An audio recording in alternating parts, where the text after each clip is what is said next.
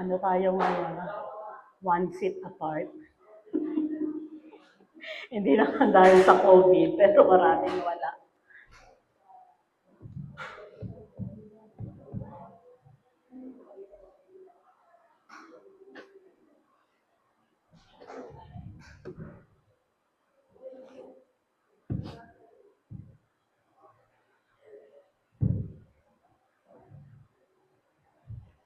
Si ate ginawa ko, init na init. Diba? Extreme. Sige po, pagpapatuloy natin ang ating pag-aaral.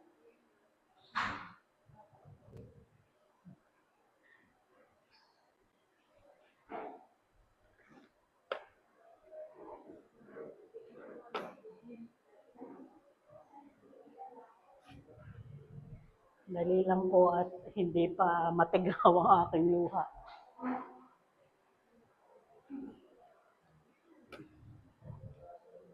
Palakpakan muna nga natin si Lord. Diba? Kaya paganda nga ni Lord ang panahon. Kahit na baha umaaraw, at tutuyuin na ni Lord ang lupa. Sabi ko nga kagabi nung ako'y nananalangin, dahil pabugso-bugsong malakas ang ulan. Sabi ko, Lord, magsusum worship service na lang ba kami? Online na lang ba? Walang sinasabi si Lord. Ibig sabihin, tuloy tayo. Amen? Amen? Umulan, umaraw, bumaha, bumagyo, tayo ay sasamba at magpupuri sa Panginoon. Yung iba, maraming kadahilan. Pwede naman silang sumamba sa kanilang tahanan. May tinatawag na personal worship. Pwedeng yung pamilya kasama na sumasamba. Sige po, itutuloy natin ang ating pag-aaral. Nandun pa rin tayo hanggang December yan. Nasa theme na Enlarge Our Territory. At para sa buwang ito, pinag-aaralan natin na tinatalakay ay yung co-workers in God's service. Mga kamanggagawa sa paglilingkod sa Diyos. At kinuha natin niya mula sa 1 Corinthians 3:9. Para ngayong linggo, ang binigay ni Lord na teksto ay mula sa Hebrews 6:10. Mula sa NIV, sa verse 10, God is not unjust. He will not forget your work and the love you have shown Him, as you have helped His people and continue to help them. Amen. Hindi kakalimutan ng Lord yung lahat ng ginagawa natin para sa Kanya. Lalo na yung pag-ibig na pinapadama natin sa Kanya sa pamagitan ng pagtulong at pag-abot sa ating mga kapwa-tao. Amen? Yun na lang, hindi ka nagpapigil sa ulan at baha para sumamba sa Kanya, iyan ay malinaw na pagpapakita ng pagmamahal sa Panginoon. Amen? Kasi ang tunay na nagmamahal sa Lord, gagawa siya ng paraan, makaliig lang o maranasan ang presensya ng kanyang Panginoon. Amen? Diba? Noong panahon nga na nanliligaw si Pastor Manny kay Pastora Rosie, kahit ang layo, di ba ang kwento niya? Maghihintay siya ng kalahating araw sa UST. Dahil nagtuturo pa yung kanyang minamahal, ganun katyaga yung tunay na nagmamahal. Amen? At minsan nababaliwala natin yung pagmamahal ni Lord dahil natatalo tayo ng sitwasyon, Natatalo tayo ng mga problema, natatalo tayo ng kung ano yung meron sa kapaligiran natin.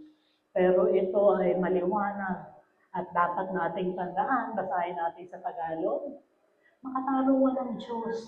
Hindi niya malilimutan ang inyong ginagawa. Ano ba yung ginagawa? Lahat ng ginagawa mo para sa Lord. Sabi ko nga doon sa pagtuturo ko sa kalalakihan, sa aming Bible study, kung ang Biblia may Book of Acts, bawat isa sa anak niya may libro sa langit. At doon nililista ng Lord yung lahat ng ginawa mo para sa Kanya. Kasi isang araw, sa lahat ng ginawa mo para sa Kanya, doon mo kunin yung reward. Dito sa lupa, tayo nag-i-invest para sa kayamanan ng panglangit. At yung kalahati ang pagmamahal na iyong ipinakita. At hanggang ngayon, ipinapakita sa pamagitan ng paglilingkod ninyo sa mga hinirang ng Diyos. Naglilingkod tayo dahil mahal natin ang Diyos. At dahil mahal natin ang Diyos, yung mga tao ay pinaglilingkuran din natin. Lalo na yung mga tao na wala pa sa Panginoon. Kaya kailangan, hayag lang ang hayag ng mabuting balita. Sabi nga nung nakaraan, love can only be shown. Kailangan ko muna English bago ko Tagalogin. Love can only be shown by the action it prompts. Maipapakita lang natin yung pagmamahal na sinasabi ng ating bibig sa pamamagitan ng ating aksyon. At yung ano pa yung isang kasabihan? Action speaks louder than words. Amen? Pakita mo sa gawa para maramdaman yung talagang pagmamahal. Kasi yung pagmamahal ng walang kalakip na gawa, questionable, malaking question mark kung totoong pagmamahal. Amen? So, iyan ang pag-aaralan natin ngayong araw. Sabi dito, hindi malilimutan ng Diyos ang iyong ginawa. Ibig sabihin, bawat minuto ng ating buhay, nakatungkay siya sa kanyang mga anak. Amen? Anong inaral natin nung nakaraang linggo? Nalimutan na? May mga expectations ang Panginoon o may mga inaasahan ang Lord sa kanyang mga anak. At yung parto ng ating pag-aaral, meron ding expectations yung mga anak niya sa kanya ay naglilingkuran. At sasagutin natin ang tanong na to. What can God's workers expect from Him? Ano ang maaasahan ng mga manggagawa ng Diyos? O ano ang maaasahan sa Diyos ng kanyang mga manggagawa? Tama ba? Dapat pala nagpapacheck ako sa talagang Filipino teacher. Amen. Para din lang ako ilalagay natin sa secular o doon sa buhay natin, labas muna yung spiritual. Pag tayo nag-apply ng trabaho, may interview. At madalas, isa sa hindi nawawalang tanong ng interviewer, ano ang ine-expect mo sa trabaho ina-applyan mo? Tinatanong na nung nag-i-interview, ano ba ina-expect mo sa trabaho ina-applyan mo? Tapos, ang isang tanong, ang isa pang kasunod na tanong noon, na pwede nating ibalik, ano naman ang maaasahan ko pag nagtrabaho ako dito? Amen?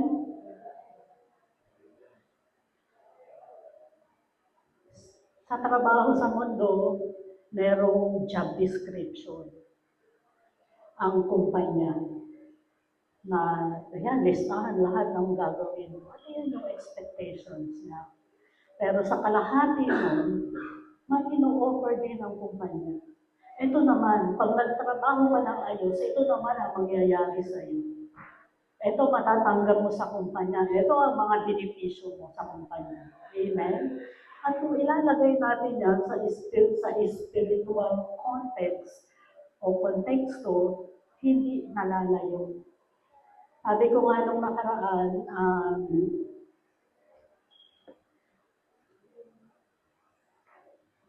pwede natin, kung saan tayo at anong ginagawa natin, pwede natin maging ministry yun. Kasi doon ka nilagay ng Panginoon. Ikaw man, kung ikaw ay yung estudyante, hanapin mo yung ministry mo doon sa school na yun. O sa section, sa klase mo. Kung ikaw ay employee, doon sa kumpanya pinagtatrabaho mo rin. At kung yan ay meron kang sariling business, paano gagamitin ni Lord yung business na yan para sa pagpapalawak ng kanyang kaharian dito sa lupa. Amen? At ngayong umaga, para masagot ang tanong na yan, ito 5 bagay. Pero napakarami natin pwedeng asahan sa Panginoon. Pero dahil ang team natin ay working for the Lord, ito yung 5 bagay na ibinigay ng Banal na Espiritu. 5 is we can expect from God as His worker. 5, ano yung sa Tagalog?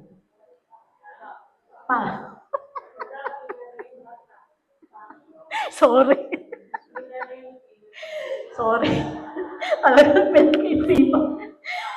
Hindi na kasi ako nag-aalphabet. 5 pa na maaasahan natin sa Diyos bilang ang gagawa niya. Amen? Pasensya na may mental na ako pagka sa Pilipino. Pabalik ulit ako sa Filipino class. Sa gobyerno, ilang P ang binibigay? 4. Pero sa Lord, 5. Amen? So, meron tayong 5 P na maaasahan at pwede nating hingin sa Panginoon. At iyan ay nangyayari kung ikaw ay abala sa Panginoon. Eh kung uupo-upo ka lang, linggo ka lang nagiging Kristiyano, maasahan mo kaya yung 5 P na ito, hindi mo masyadong mararamdaman. Sabi nga kasabihan, pagkatanong mo na, sa GMA kasi pagka naghihintay kami ng bonus, tanong mo na, kailan kaya ibibigay? Kailan kaya ibibigay? Alam niyo kung sino tinatanong namin? Yung malapit sa kusina. Dahil doon niluluto. Amen. Tapos pagka yung mga taga-finansyo makausap ko, ikaw nga malapit sa kusina, ba't ako tinatanong mo? Amen. So kung talagang ikaw ay nagtatrabaho para sa Panginoon, yung 5 pinato, asahan mo na mangyayari sa buhay mo. Ako papatotohanan ko na sa inyo na yung 5 na ito ay buhay sa akin at nangyayari sa buhay ko. Amen? At nawa, ito ay magbukas ng inyong isip, paano pa ako pa magiging kagamit-gamit sa kaharian ng Diyos? Paano ko maibibigay yung paglilingkod na inaasahan ng Diyos? Kung ikaw naman ay naglilingkod na, pwede mo rin i-evaluate ang sarili mo. Ano pa ba ang pwede kong gawin para sa Panginoon? Paano ko pa ba mai-improve yung ginagawa ko na sa Panginoon?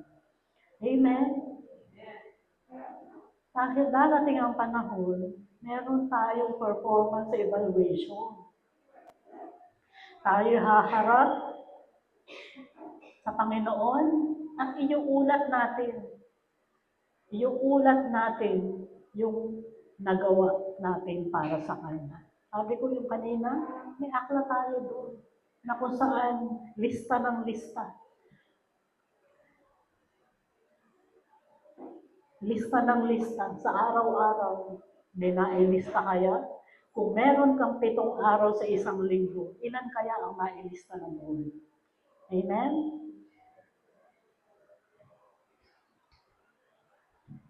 Yan. Para sa unang P, ano ang pwede nating asahan? Personal growth at work.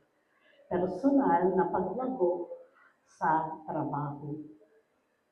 Hindi natin paglalayuin yung trabaho sa secular at trabaho sa kaharian ng Panginoon. Pag nagtatrabaho ka, syempre, unang pasok mo, wala kang alam.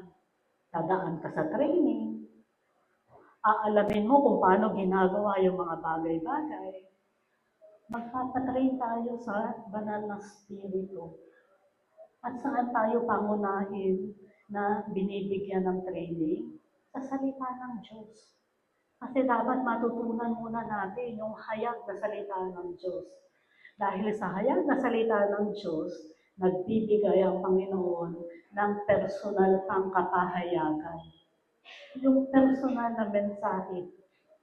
At iyan ay mararanasan ninyo kung kayo'y nagsasaliksik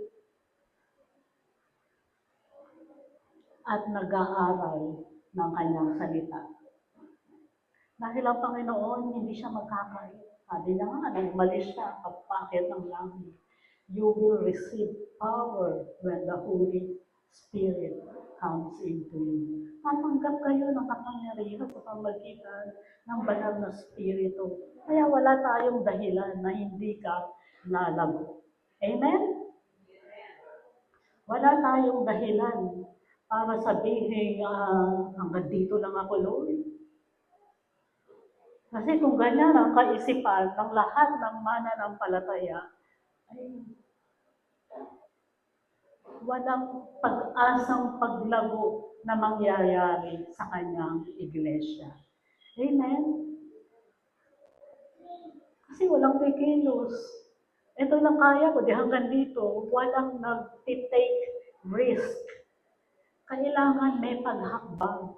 Yung mga bagay na maaring, yung hindi mo kayang isipin, na kaya mong gawin, kaya mo yung isipin dahil meron tayong Holy Spirit. Amen? Kaya mapapansin ninyo, paunti-unti. Minsan nga, kasi ako ay nagsimula na maglingkod sa Diyos sa pamagitan ng newsletter. Ako nag-layout at nagsusulat din ako doon sa inalisan namin, doon bago pa yung FOCM, may kinanggalingan pa akong church. Alam niyo ba, minsan, pag binata sa humuli, doon sinulat ko na siya. Pag newsletter na siya at binasa ko yung newsletter, hindi ko mapaniwalaan na naisulat ko yun. Sabi ko, Lord, parang hindi naman ito, hindi naman ako nagsulat nito. Sasabihin ni Lord, oo, hindi ikaw, kasi sa akin galing yan. Amen? Kaya wala tayong nasa iyo na lang na hindi ka lalago. Kasi kung ayaw mong hayaan ng Panginoon na kumilos sa buhay mo at dalhin ka sa espiritual na paglago. Amen? At ang ating verse para dyan, ay itong nasa 1 Peter chapter 2, verses 2 to 3. Kinuha ko ito mula sa New Living Translation. Verse 2, like newborn babies, you must crave pure spiritual milk so that you will grow into a full experience of salvation. Cry out for this nourishment now that you have had a taste of the Lord's kindness. Ayan, si Kambal, pwede ba yung hindi tumudo? Siyempre hindi. Katulad sinasabi dito, iiyak at iiyak yan para matanggap niya yung milk na siyang magbibigay sa kanya mag-aalis ng gutom, yung kailangan ng katawan niya sa kanyang paglaki. Amen? Ganon din ang mga mananampalataya. Tayo hindi humihinto. Kahit kami, pastor, na hindi humihinto sa paglago. Amen? Hindi ko mo, pastor ka na, wala ka nang ilalago pa. Huminto lang ako sa pagtangkad. Yung pagtangkad humihinto. Pero yung paglago sa Panginoon ay hindi dapat humihinto. Amen? Kasi sa bawat araw po, pwede kang maraming matutunan. Pwede kang maraming matanggap sa Panginoon. Sa Tagalog, gaya ng sanggol, kayo'y manabik sa dalisay na gatas na espiritual upang lumago kayo tungo sa kaligtasan, sapagkat naranasan na ninyo ang kabutihan ng Panginoon. Dahil sa kabutihan ng Panginoon, hindi hihinto yung ating spiritual na paglago. Ano yung sinasabing tungo sa kaligtasan? Pag hindi ka ba lumalago, hindi ka naligtas? Ang sinasabi lang dito, kasi ang turo ng Panginoon, ipamukay natin yung ebanghelyo ng Panginoon. Ipamuhay natin yung mabuting balita. Amen? Nakikita dapat sa buhay natin yung mabuting balita. At nakapaloob doon sa mabuting balita, yung pagiging wangis ng Panginoong Jesucristo. Amen? Tingnan mo nga yung katabi mo kung may wangis na ng Panginoong Jesus. Hindi makapaniwala si Fidel. Unti-unti, hindi naman ngayon nakakilala ka sa Lord. Ano ka na, kawangis ka na. Unti-unti kang babaguhin ng Panginoon tungo sa pagiging kawangis niya. Amen?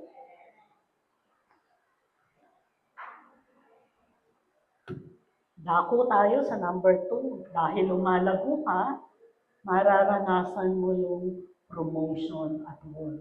Promotion sa trabaho. Amen? Hindi naman, kung ikaw ay owner ng kumpanya, pinakamataas na posisyon na ang pwede mong hawakan. Amen? Pero kung ikaw ay ordinaryong manggagawa lang, at base sa qualification mo, bibigyan ka ng posisyon na karapat-dapat para sa iyo. Amen? Mula no ako'y nagtrabaho, nag-umpisa rin ako sa entry level. Pero sa lahat ng pinasukang kumpanya, hindi ako umalis na hindi ako na-promote. Amen? Bakit? Kasi nung yung kinukwento ko nga, nung nasa Makati ako, doon ako nagsimulang maging mananampalataya. At naunawaan ko, higit sa lahat, oo, nandyan yung mga kumpanya. Pero ang lahat ay pag-aari ng Panginoon. Kaya yung kaisipan ko, kahit inis na inis ako sa supervisor ko na makulit, ginagawa ko pa rin ng mabuti at tama ang trabaho ko. Dahil ang isip ko, hindi naman ako sa'yo nagtatrabaho eh. Nagtatrabaho ko para sa Lord. At dahil tinitinan ni Lord ang trabaho ko, ibibigay ko yung aking the best. At kung ikaw ay, kung sa spiritual, hindi ka mananatiling tagalinis. Si May, isang araw, tatayo yan, magtuturo yan ang salita ng Diyos. Amen? Tinatawagan na yan sa kababaihan. Sabi ko nga, di ba? Sa pagiging layout artist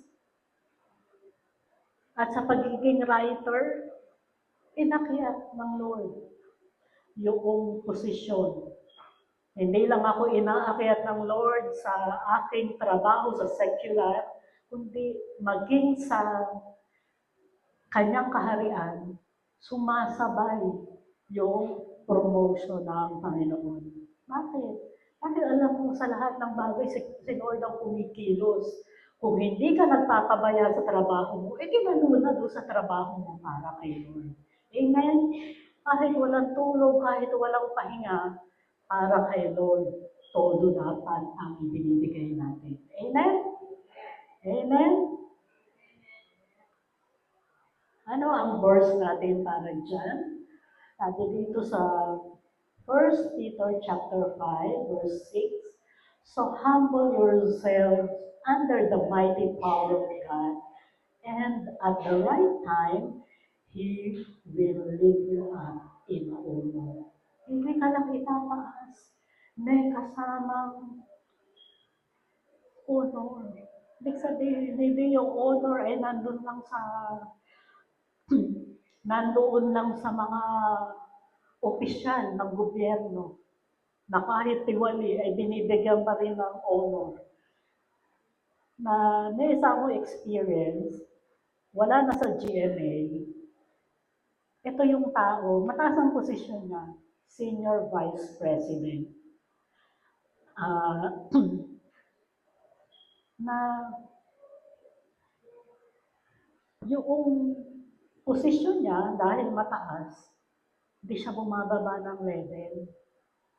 Kahit ilang beses ko siyang nakasama sa meeting, nakaupo sa mga naupuan sa mga discussion, sa mga work discussion, hindi niya ako binabati. Alam niyo kung bakit? Nalaman ko, inisip ko nga, galit kaya ito sa akin. Tapos, bigla nalaman ko na lang, hindi talaga yan bumabati sa hindi niya ka-level. Amen? Binabati lang niya, pareho niya ng posisyon. O yung mga department head level lang. Di sabihin, vice president ka ng isang departamento.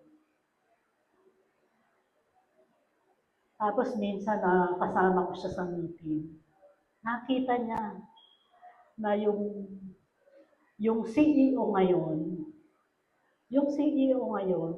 kung tawagin ako first name, at hindi po pwedeng papasok ako sa boardroom. Yung ibang vice president doon, hindi binati. Pero ako, babatiin. Amen? Parang, Lord, parang naliliit naman ako lalo. Di ba? Naku, ito ay bumababa ng posisyon niya para makaabot doon sa mas mababa sa kanya. Bakit ikaw hindi? Ganon din ang Panginoon. Bumaba siya sa pagiging Panginoon ng langit at lupa para gawin yung kanyang misyon at abutin lahat ng makasalanan. Amen? Darating ang panahon. Wag ka naman pagka may mga mataas naman ang posisyon na yung sinatawag natin nagpa-power trip na. Nakala mo naman siya may-ari ng kumpanya. Kaya paalala ng Panginoon, lagi lang tayo magpakababa. Ano man ang posisyon mo at wala ka ng posisyon, manatili kang mababa. At ang Lord na ang bahalang magtaas sa iyo. Amen? Dahil ganun, ang Panginoong Yesus, nagpakababa siya bilang tao, pero sabi ng Panginoon, siya na ngayon yung itinaas ng Panginoong Diyos Ama. At binigyan siya ng pangalang na nangingibabaw sa lahat ng pangalang. The name above every name. Amen? Sabi sa Tagalog, kaya't kayo'y magpakumbaba sa ilalim ng makapangyarihang kamay ng Diyos upang kayo'y kanyang itaas sa takdang panahon. May kapanahunan. At magtrabaho lang na magtrabaho. Gawa lang ng gawa. Hindi naman, Lord, pagod na pagod ako paglilingkod sa iyo eh. Pero bakit hanggang ngayon, wala pa yung hinihiling kong pagpapala? Tandaan natin, naglilingkod tayo dahil mahal natin ang Panginoon. Hindi dahil may hinihintay tayo pagpapala. Kung may pagpapala o wala, salamat sa Diyos. Tandaan natin yung sa verse natin sa Hebrews, hindi nalilimutan ng Lord.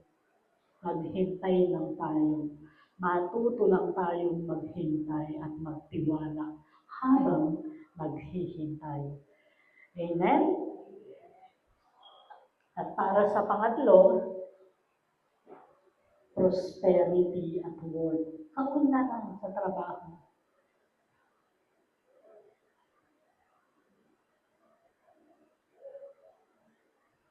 Dahil na-promote ka, syempre, pag na-promote ka sa isang trabaho, may increase yan sa sweldo mo.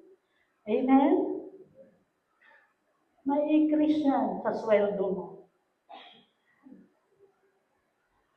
Tapos maririnig mo minsan, pag kami na-promote, kasi sa GMA, 10 or 15% lang. Basta lagi yun. 10, dalawa lang yung pwedeng i-recommend na nagre-recommend na ma-promote ang kanyang staff. Bibigyan ng 10% increase o 15% increase. Pag nagtanong man, o ano nakuha mo? 10 o 15? Yung mga pa-humble effect ng di nga parang yung dinagdag na trabaho sa akin ay worth 15%, pero 10% lang ang natanggap mo. Diba? Makikita pa rin yung puso na naghahangad ng higit. Amen? Kung ano ang binibigay ng Lord, patuloy kang bibigyan ng pagpapala ng Panginoon. Nawala si Gandhi, kasi si Gandhi yan papunta na siya, magbabiyahe na siya, magiging dollar earner na siya. Amen? Ha? Hindi ano? Hindi nagtatagalog? O English speaking na pala. Pagturuin natin sa Sunday school. Kung nasaan si Gail at si Jaden. Amen? Nagpa-practice na para lumuwag-luwag na yung dila. O diba? Dati peso-peso lang ang sweldo. Ngayon, magiging dollar earner na siya. Amen? May pagpapala ang Panginoon. May kanya-kanya ng kapanahunan. Nasaan na yung daddy mo? Go home quietly. Live quietly. Kumakain yata. Dahil na-promote ka, patuloy na pauunlarin ng Lord ang buhay mo. Amen? Sabi nga sa kaunti at sa marami. Di ba yung takalan na binigay ng Lord? Kung napagtiwalaan ka sa kaunti, lalo kang mapagtitiwalaan ka rin sa marami. Dahil nakita ng Lord yung buhay mo ay karapat-dapat ng pagtiwalaan sa marami, patuloy kang palalaguin ng Panginoon. Sino ang isang magandang halimbawa na naalala nyo sa Biblia na mula sa pagiging alipin ay naging pangalawang makapangyarihan? Si Jose, si Joseph. Ibinenta siya ng kanyang mga kapatid. Naging alipin siya, nabilanggo siya. At ano ang naging dulo? Dahil kasama niya ang Lord, siya ang pangalawang pinakamakapangyarihan sa Ehipto. Amen? Amen? At basahin natin yan mula sa Genesis chapter 39, verses 2 to 4. The Lord was with Joseph, so that he prospered, and he lived in the house of his Egyptian master. When his master saw that the Lord was with him, and the Lord gave him success in everything he did, Joseph found favor in his eyes and became his attendant, Potiphar. Put him in charge, Potiphar put him in charge of his household, and he entrusted to his care everything he owned. Ito kay Potiphar pa lang, wala pa sa Parao. Amen? Pinagtiwalaan siya. Piruin mo, yung buong pag-aari ni Potiphar ay pinagkatiwala kay Jose. Akala nga ni Mrs. Potiphar, pati siya ay pinagkatiwala kay Jose. Kaya ibinibigay niya yung kanyang sarili kay Jose. Amen? Pero alam ni Jose na hindi. Amen? Sa Tagalog, ginagabayan ng Panginoon si Jose, kaya naging matagumpay siya. Doon siya nakatira sa bahay ng amo niyang Egyptio na si Potiphar. Nakita ni Potiphar na ginagabayan ng Panginoon si Jose at pinagpapala sa lahat ng ginagawa niya. Kaya panatag ang kalooban niya kay Jose. Ginawa niya ito na sarili niyang alipin ang tagapamahala ng kanyang sambahayan at lahat ng kanyang ari-arian. Amen? Mula sa pagiging alipin, siya yung naging katiwala ng buong pag-aari ni Potiphar. At hindi doon huminto yung prosperity, yung pagpapala ng Panginoon sa kanyang buhay. Umakyat siya hanggang doon sa maging pangalawang pinakamakapangyarihan sa Egypto. Nasa ilalim siya ng Parao. Amen? At sa lahat ng yun, may kamay doon ng Panginoon. Dahil yung pagkapunta niya sa Egypto ay may purpose, may layunin. Dadaan ng taggutom at doon panahon ng pag-iimbak para yung lugar na yon ay magiging temporary na tahanan ng mga Hudyo. Amen? At para sa pang-apat, pleasure at work, kasiyahan sa trabaho.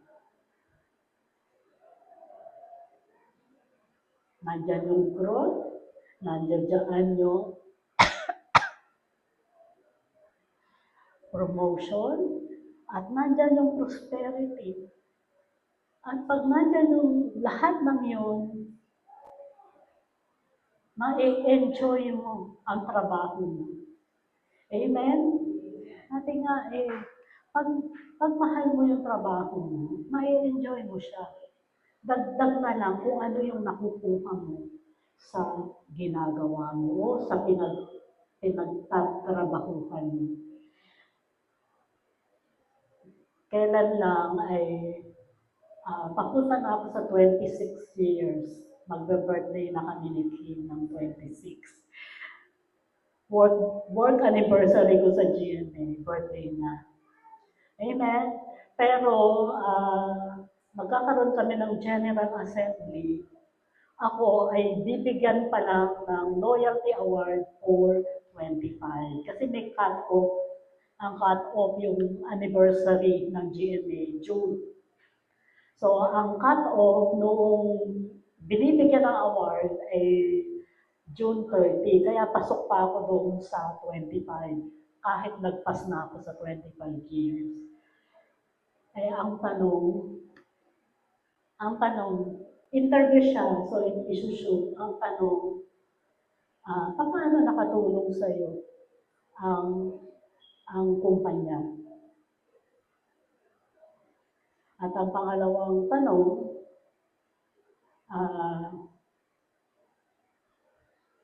paano naman mo na ipakita yung pagiging kapuso mo sa labas ng kumpanya? Amen? Kaya kung ibabalik natin, paano ka ba tinulungan ng Lord? At sa pagtulong ng Lord, paano mo naman inilabas mula sa buhay mo yung makatulong ka rin doon sa labas ng iglesia. Amen? Napakahirap magtrabaho na hindi mo gusto yung trabaho mo. Parang inip ka na matapos na yung oras mo na gusto mo na umuwi. Naka-experience na ba ng gano'n? Meron daw. Ako, nag-enjoy ako sa trabaho ko sa Makati. Kaya lang, masosobrahan ako sa pagod, ang layo. At saka, pakunti-kunti lang ang increase. Nung lumipat ako sa Channel 5, na-culture shock ako dahil first time kong magtatrabaho sa broadcast industry. Naku, ganito pala dito. Nagmumurahan kahit nasa loob na. Nagsushoot, nagmumurahan yung executive producer, yung director. Tapos, walang finesse. Nasanay ako sa may finesse. Yung mga maayos, yung mga pananalita, maayos, yung pananamit, maayos. Ay doon, makikita mo mga pumapasok na katsinelas, parang pupunta lang ng palengke. Tsaka yung hindi mo maramdaman yung yung yung work ethics na tama. Yung tamang pag-uugali, tamang pakikipag-usap, tamang aksyon. Hindi mo siya masyadong maramdaman. Kasi yun na nga yung maging kultura. Ako, Lord, masasanay ba ako sa ganito? At dumating sa panahon na hindi ko na nai-enjoy yung trabaho ko. Walang bago, wala akong ma-implement na project. At dumating itong GMA. Ay ko, Lord, gusto ko to, Lord, bigay mo sa akin yung trabaho na to. Nung nasa Makati ako, sumasakay ka ng bus, hindi pa buhay ang MRT noon. Tagal na, no? Wala pang MRT noon. Nagkukommute ako mula dito hanggang Ayala. Nakikita ko lang yung GMA. Nakalagay doon, where you belong ka. Ano ko, isang araw, I will belong there. Yung diniklarahan ko yung sarili ko, isang araw, I will belong there.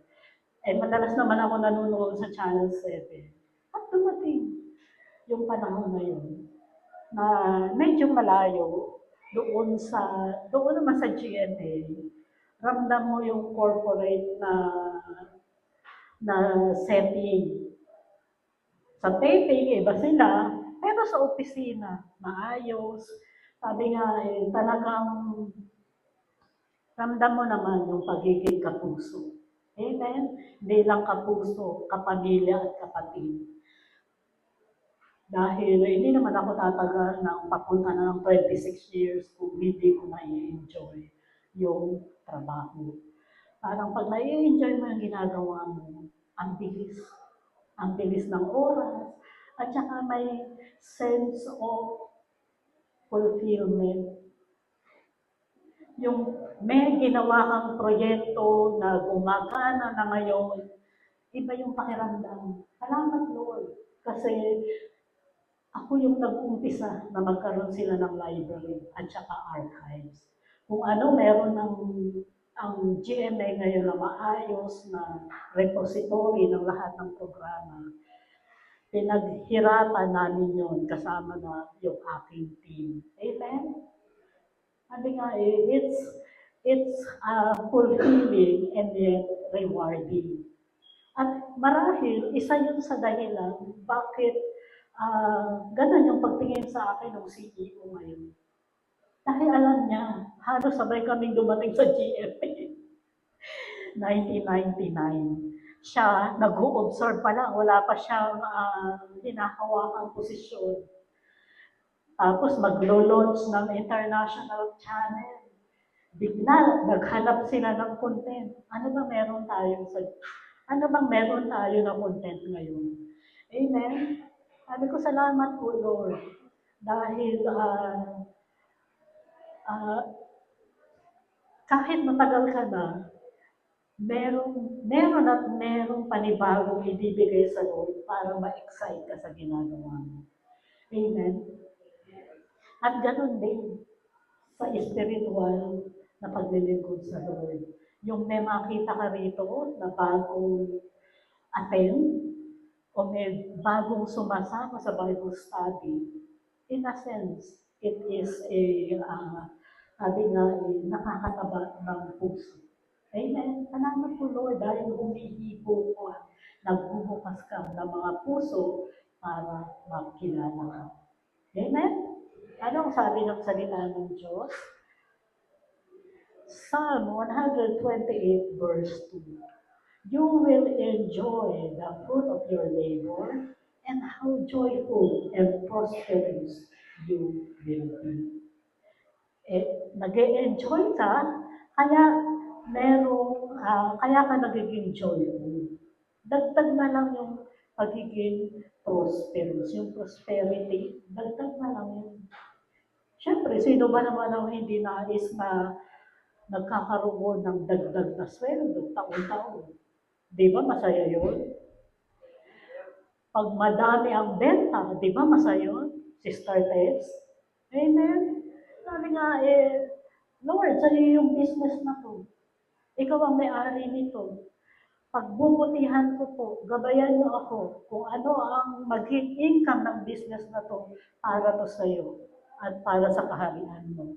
Ngayon, at habang sa pagtitinda ko ay nakakapag-share ako ng magandang balita, salamat Lord, dahil nagagamit ko yung salita mo at yung aking bibig para makapagbahagi ng mabuting balita. May kaparaanan. May kaparaanan. Gamitin mo lang yung mga labi. Maghayag ka lang. Sa Tagalog, kakainin niya ang bunga ng kanyang pinaghirapan. Siyempre, natural naman na kumain ka sa pinaghirapan mo. Wala namang naghirap na hindi siya nakinabang. Diba? Wala naman sigurong naghirap. Meron ba? Naghirap na hindi siya nakinabang? Si Lord lang. Naghirap siya pero ang pakinabangan nun para sa ating lahat. Amen. Naghirap siya sa krus. Namatay siya sa krus. Naglingkod siya habang nasa lupa. Pero ang kapakinabangan nun nasa ating lahat. Ang taong ito'y maligaya at maunlad ang pamumuhay. Amen. Sabi nga, ano yung kasabihan? Kung may tiyaga, kung nagtanim, wala na akong mic.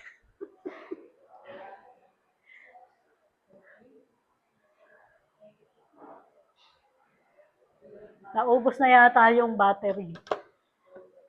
Kung nagtanim, pero yung tinatanim, inaalagaan, hindi ba? Hindi pwedeng tinanim mo, hinayaan mo na lang. Kailangan, paarawan mo. Kung kailangang maarawan, kailangang alisin mo yung mga tuyong sanga, dahon.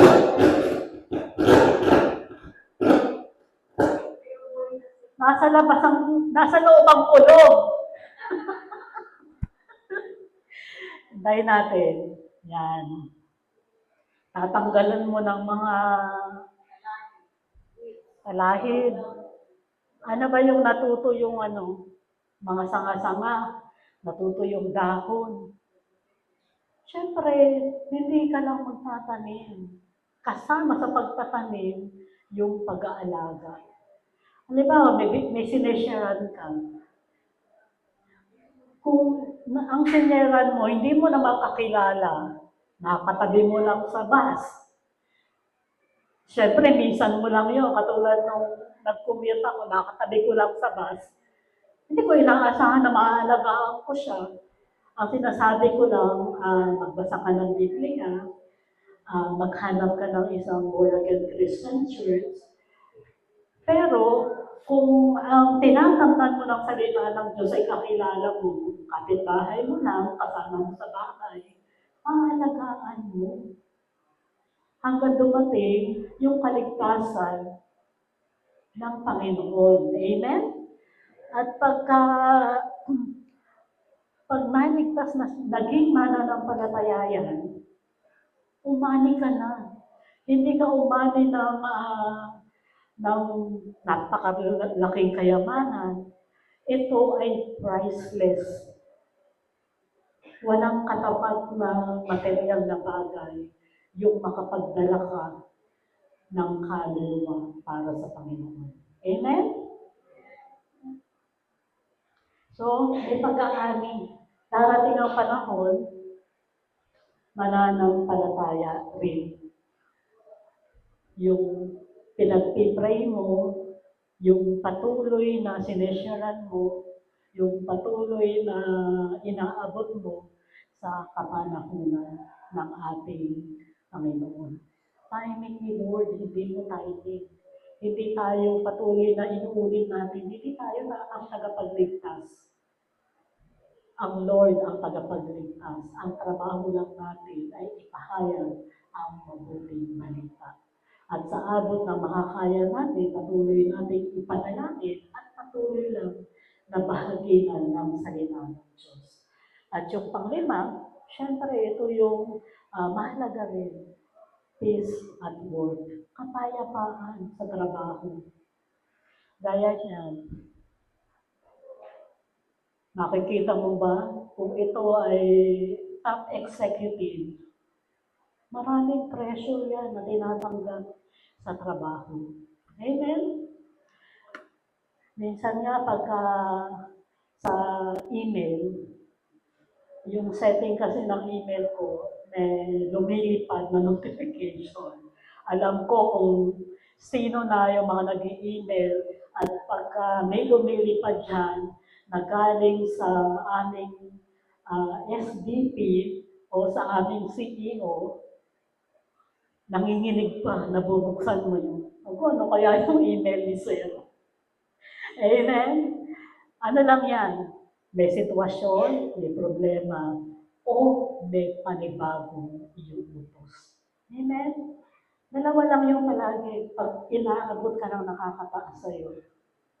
May sitwasyon na kailangan i-address o may iuutos na panibago. Ganun din si Lord. Uutusan ka niya na maging solusyon. Uutusan ka niya para sa kanyang kaharian.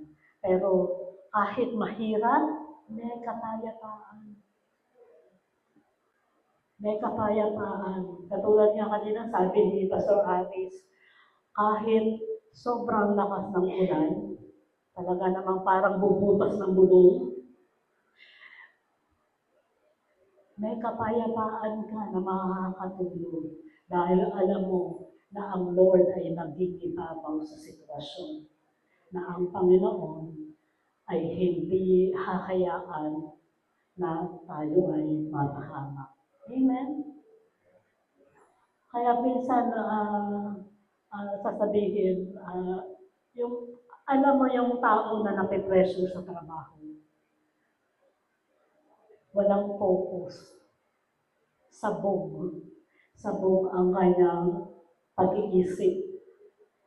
Yung bang gusto niya, sabi nga gusto niya masolusyonan lahat ng bagay sa isang gagawin lang. In one step. Amen? Hindi naman po pwedeng ganun. Sabi nga, i-compartmentalize mo. Pag sinabing i-compartmentalize, hati-hatiin mo. Alin ba dito yung pwede lang may solusyon? Alin yung dapat iangat mo sa nakakataas sa'yo? At alin yung kailangan na kasama mo? May kasama ka para maayos yung sitwasyon. Amen? Tandaan natin, hindi tayo dapat maging tuliro. Umulan lang, natuliro na. Kasi hindi matutuyo ang sampay. Di na ang babaw. Lalawakan natin ng konti. Lord, salamat po. May ulan, hindi na kami makakaranas ng tagtuyot. Hindi kami mauubusan ng tubig. Pero Lord, sana yung ulan sapat lang para sa aming pangailangan. Amen? Lagi yung lawakan, yung pananaw. Kasi kung gano'n ang ating kaisipan, hindi ka magkakaroon ng kapayapaan, hindi mo mararanasan yung kapayapaan na nanggagaling sa Panginoon. Nito nga nung last Tuesday, nag-operations meeting kami sa department, napag-usapan yung mga malapit ng mag-retire sa kumpanya. Sa company kasi, pag 30 years in service ka at 55 years old ka, compulsory retirement na yun. Pag wala ka pa namang 30 years in service, ang compulsory retirement mo ay sa 60 years old. And then, nag-compare yung isang section, yung isang division head, siya ay 54 lang next year, pero 30 years na siya in service. So, mag-extend pa siya ng isang taon. Nung tinanong ako, Miss Renz, ikaw kailan? Sabi ko, 2027. Sabi niya, 60 ka na nun? Sabi ko, oo. Uy, in fairness, hindi halata. Mukha lang daw ako 55. Ako matanda pa rin ako na isang taon. Ha? Halata ba na malapit na mag-60? O, diba? Sabi ko kasi natutunan ko na magkaroon ng kapayapaan sa Panginoon. Yung problema na pinuproblema mo pa, na ayaw mong bitawan sa Lord, lakas makatanda. Lakas makatanda. Amen? Tingnan mo nga kung sino ang mas matanda itsura kaysa sa edad niya. Amen? Hanapin natin. Kahit anong sitwasyon, kahit anong problema, hanapin natin yung kapayapaan na binibigay ng Panginoon. Amen? Sabi ko siguro kung hindi ako nagkukulay ng buhok, magmumukha na siguro ako 60. Madalang sabi niya, hindi pa rin Israel, kasi hindi naman ganun kadami yung kulubot mo. Sabi ko, hindi nga ako facelift. Minsan lang akong ano yung ginawa natin? Nagpa-facial. Paglinis lang niya, sumakit ang aking mukha. Kasi malalim na raw yung mga blackheads. Minsan ko lang ginawa yun at libre pa, di ba? Amen? Pabor palagi ng Panginoon. So, hanapin natin yung problema, aalis yan. Sabi nga, huwag mong tambayan. Sabi, dadaan lang, matatapos yung bagyo, matatapos, dadaan lang. Ganon din ang problema. Aalis din yan sa tulong ni Lord. At wag tayo, yung pinag-pray mo na, pag pinag-pray mo na, hayaan mo na kay Lord. Amen? Kasi pag pinag-pray mo, at sinabi, Lord, bahala ka na, pero isip ka pa rin ng isip ka pa rin ng isip, yun ang malakas makapamina. Amen? Kasi wala doon yung pagtitiwala mo. Lagi, pag binitawan mo na, bitawan mo ng todo. Anong sabi ng salita ng Diyos? Mula sa Colossians 3:15, and let the peace that comes from Christ rule in your hearts. For as members of one body, you are called to live in peace and always be thankful. Maghari yung kapayapaan at tinawag ka para mabuhay na may kapayapaan sa puso, hindi tuliro araw-araw. Amen? Sabi dito sa Tagalog, paghariin ninyo sa mga puso ninyo ang kapayapaan ni Kristo. Sapagkat bilang mga bahagi ng isang katawan, tinawag tayo ng Diyos upang mamuhay ng payapa. dapat din kayong maging mapagpasalamat. Mabuhay ng may kapayapaan. Tapos, minsan maririnig mo sa iba, pag namatay na lang yata ako, magiging payapa ang buhay ko. Nasaan ang pananampalataya doon sa Lord? Amen? Kahit mahirap yung sakit na pinagdadaanan mo, isipin mo sapat ang biyaya ng Panginoon. Bigay mo sa Lord. Lord, bahala ka na po. Kukunin mo ako. Salamat po. Kung mabubuhay pa ako, tulungan mo po ako. Amen? Yan. Recap na. Sabi ko, mabilis lang ako, pero pag mahaba kwento, masarap magkwento para kay Lord. 5 things we can expect from God as His worker. 5 na maaasahan natin sa Diyos bilang mga manggagawa niya. Una, paglago. May paglago, personal na paglago sa ginagawa mo ngayong trabaho o ginagawa mo sa Lord. Dahil kasama mo yung presensya ng Diyos, bibigyan ka lagi ng paglago. Pangalawa, promotion at work. Bibigyan ka ng pag-angat. Hindi ka mananatiling katulad ni, hindi ka mananatiling, O yun, hindi daw mananatiling bonsai. Eh yung bonsai talagang binonsai.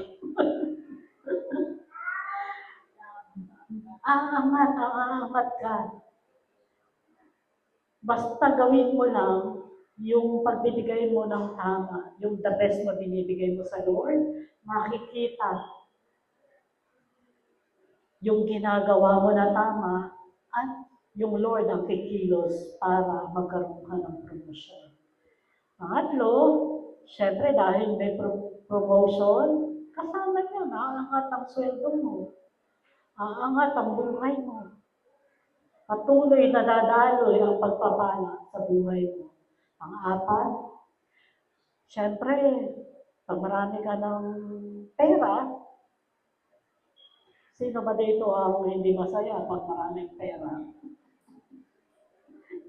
Masaya syempre pag maraming pera. Pero bukod sa pera, nai-enjoy mo yung ginagawa mo dahil kay Lord. Magiging pagpapala ka ng iglesia, magiging pagpapala ka sa kumpanya. At yung panglima, may kapayapaan. Mararanasan mo yung kapayapaan. Kahit maraming pressure sa trabaho, meron kang mga sitwasyon na daraanan, may kapayapaan sa Lord. Dahil kasama natin ang Panginoon. Amen? Amen? At ito na yung iiwanan ko na verse para sa lahat. Ginamit na natin ito dati. Ito ay pagpapaalala pa rin. Mula sa 1 Corinthians 15:58. Therefore, my dear brothers and sisters, stand firm, let nothing move you. Always give yourselves fully to the work of the Lord.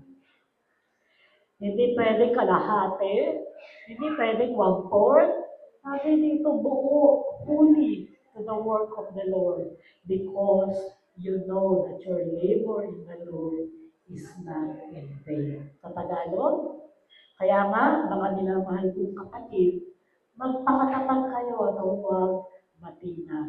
Maging masipag kayo palagi sa paglilingkod sa Panginoon. Dahil alam ninyo, hindi masasayang ang inyong pagpapagal sa Panginoon. Amen? Magpagal tayo sa Panginoon habang may lakas. Kasi baka para wala tayong panghinayangan.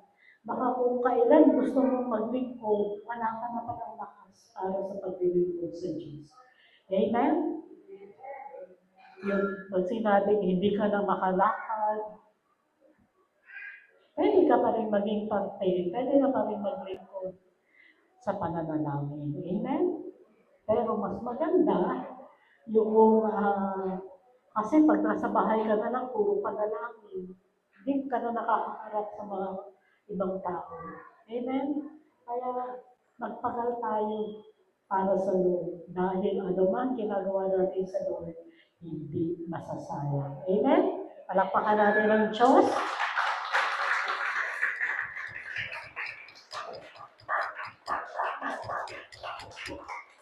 Sige po, napagpalaban ang mensahe ng Panginoon. Ngayon naman ay dadako tayo sa